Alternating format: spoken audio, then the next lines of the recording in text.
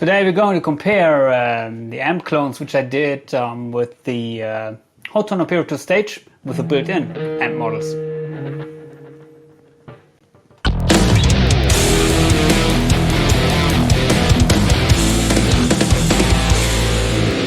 Recently there was a firmware update for the mighty Hotone Ampero II stage. They included the functionality that you're able to clone other guitar gear. So of course what I did is I cloned my favorite guitar preset amp model from the quad Cortex, and I included that in my latest version of my preset pack for the Hotone Ampero II stage. So if you would like to get my preset packs, if you like my tones for any given modeling unit, then please contact me on Facebook or Instagram. The links are in the description below. And of course consider subscribing to my channel if you haven't already. So here's the editor, and you heard me playing in the intro with this preset which is called DK Main QC Stereo. QC stands for Quad Cortex.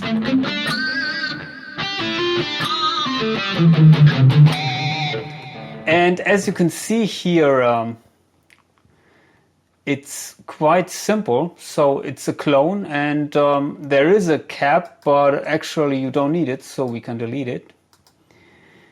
No amp block, of course, because the clone includes the amp and also the cap and the microphone that was used, a gate and a little bit of EQing, but it's not doing that much. And I turned on, of course, my favorite effects, the Wynona and the delay, but if I turn that off, plain tone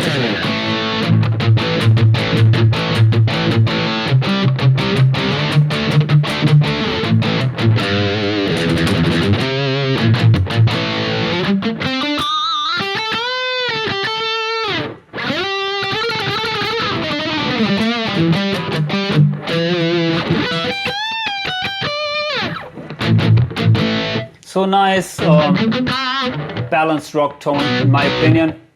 If you turn off the noise gate, it is quite noisy, but that is the unit, it's not only the clone here. And the EQ, if I turn that off, you hear the lower mids, a little bit too pronounced in my opinion, but that was, I think, also in the original.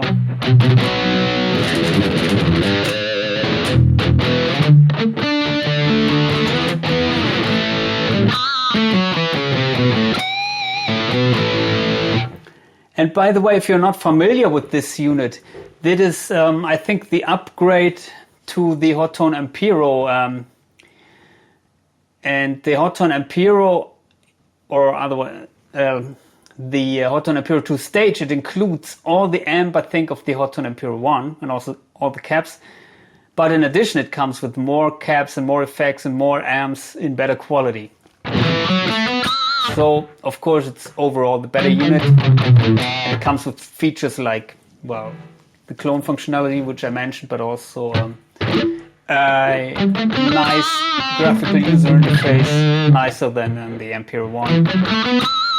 Anyway, I won't get into detail in this video because I was shooting some videos about that unit. If you're interested, please check out my channel. But you may ask, okay, you're doing a snapshot with everything at 12 o'clock, but how does it behave if you turn the gain back or up? And if you turn down the gain, and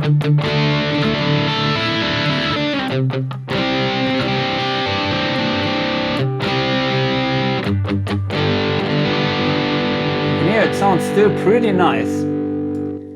And also if you set it down to 0, of course, these tones, they need a little bit of effect in my opinion, but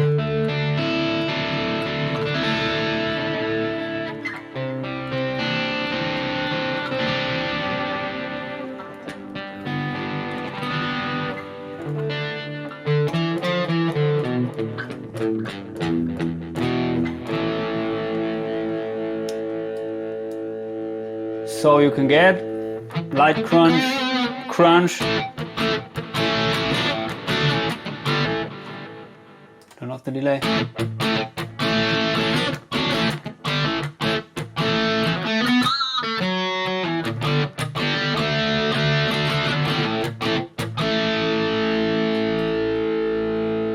also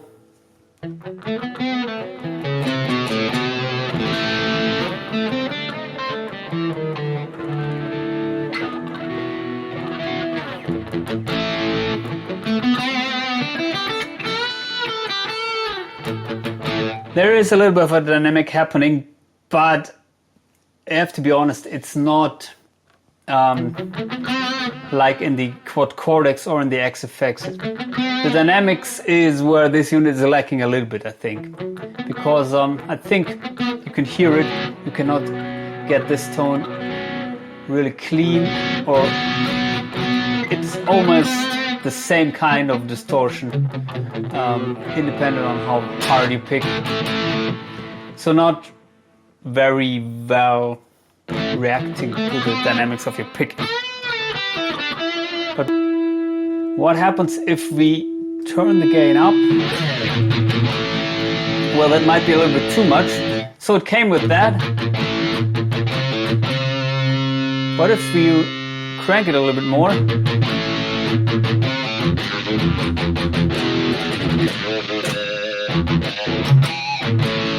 still working pretty well. Of course, the background noise is a little bit more audible, but it doesn't start to clip in the bass frequencies, or also not in the higher frequencies, like maybe many amps are doing. Instead, it's still a very usable tone. And the EQing,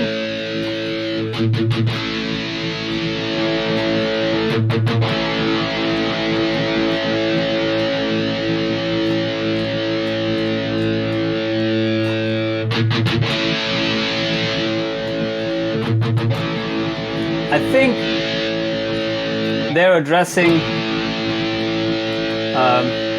usable frequencies. I personally like to have a little bit more bass frequencies, not necessarily in the low-mid region, but that if you are playing at loud volumes through a front of house system, that you have this fat thumb. Otherwise, your tone gets really thin if it's not there. Yeah, so I think especially here the mids are a really nice frequency range. As you can hear, it gives you a very singing lead tone if you want, but also if you scoop it, you have more like that kind of 80s JCM800.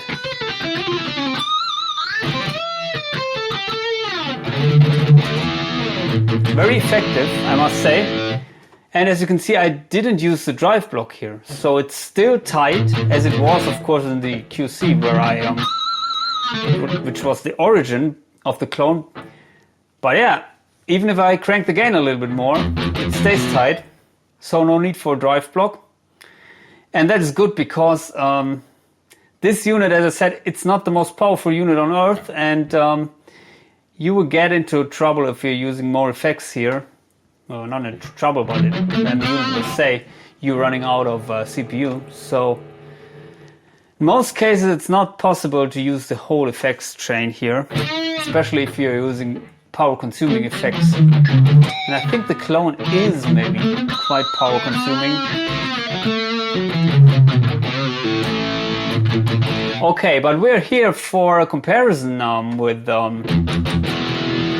built-in. So let me use some presets from my preset pack. And as this was, as far as I remember, some kind of hot-rodded Marshall in the quad Cortex,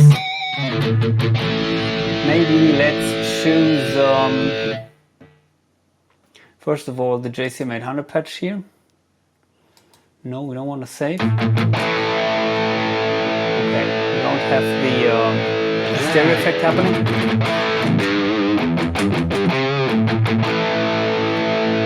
So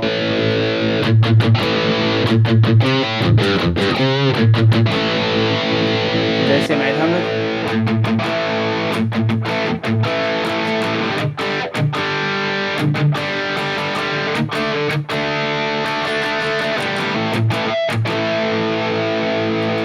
JCM-800, which I did with the Cortex.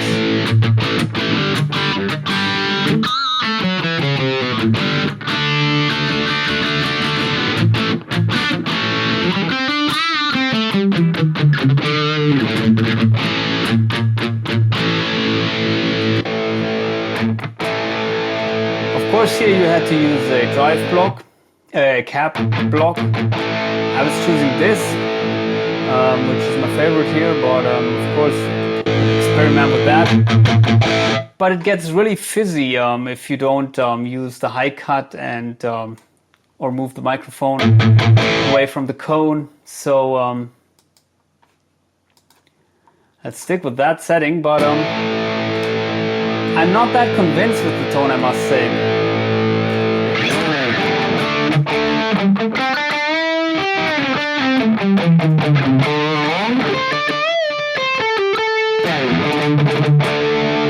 Because if you, well, it may sound somehow like a JCM-800 with a Marshall cap, but if I go to this preset, it sounds way more to like a JCM-800 in my opinion.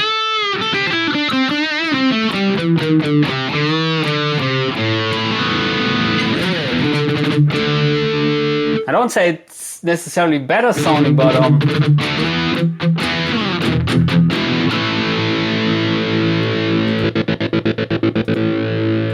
see.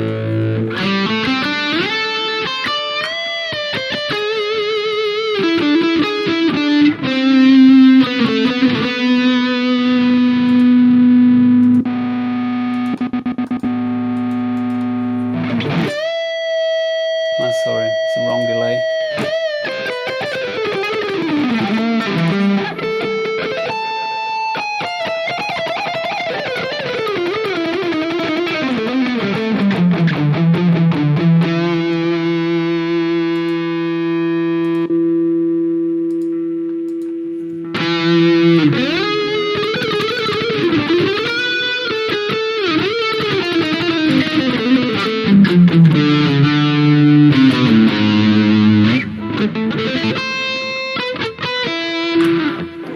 Yeah, I like both tones, to be honest.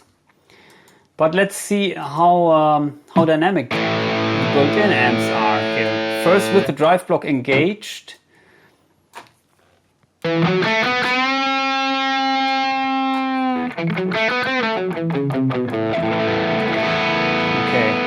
I get the crunch tones, that was expected.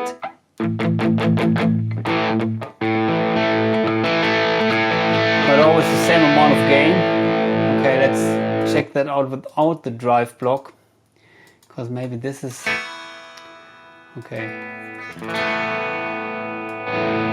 Consuming a lot of the dynamics.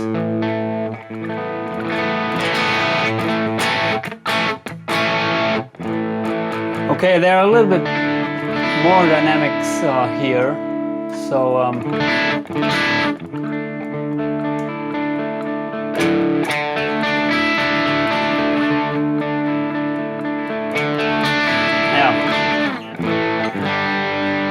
how far can we go with the gain?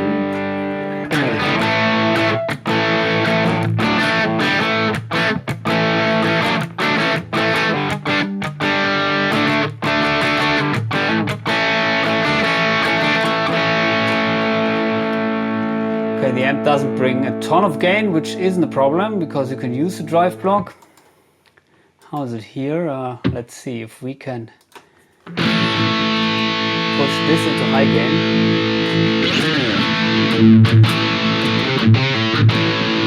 Let's keep the mids here, so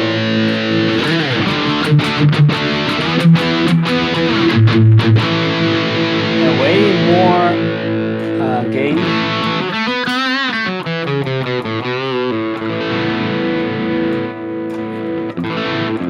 Seems like these clones, they are way more effective here in the controls. I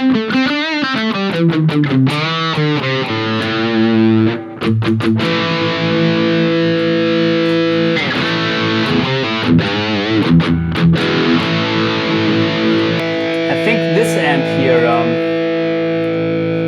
the features crunch. It's JP2C Plus Mesa Mark Patricia amp.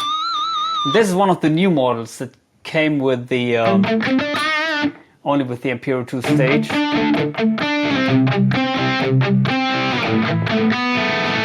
As you can see, it says HQ here, so it's using maybe a more sophisticated algorithm. So let's see if this is more dynamic here.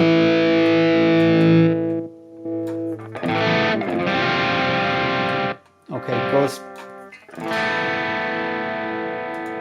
Let's turn that off. And it goes from clean to high gain, yes. This is way closer to the controls of the clone amps.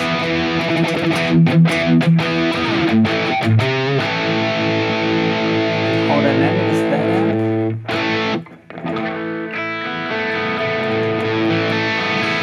This is also way more dynamic. Maybe the JCM800 model, which was used in the previous preset, it was the first generation algorithms. And here they are using some other kind of modeling, which makes the amps more dynamic. But I consider, or I assume that it needs more CPU.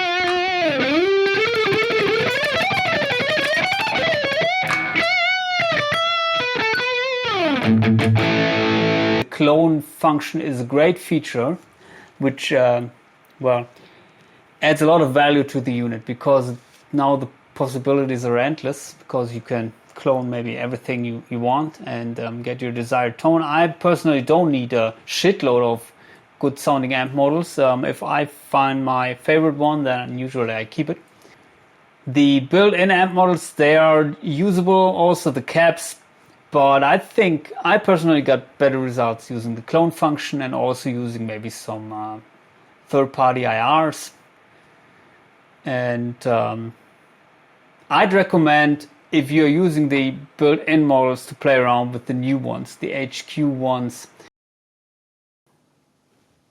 If you would have to get the best results, as I said, please get my preset pack, and then you'll be glad. These incorporate also presets for live usage with the front of house ending here and sound kick ass at loud volumes. So that's it for today. Hope to see you. Adios.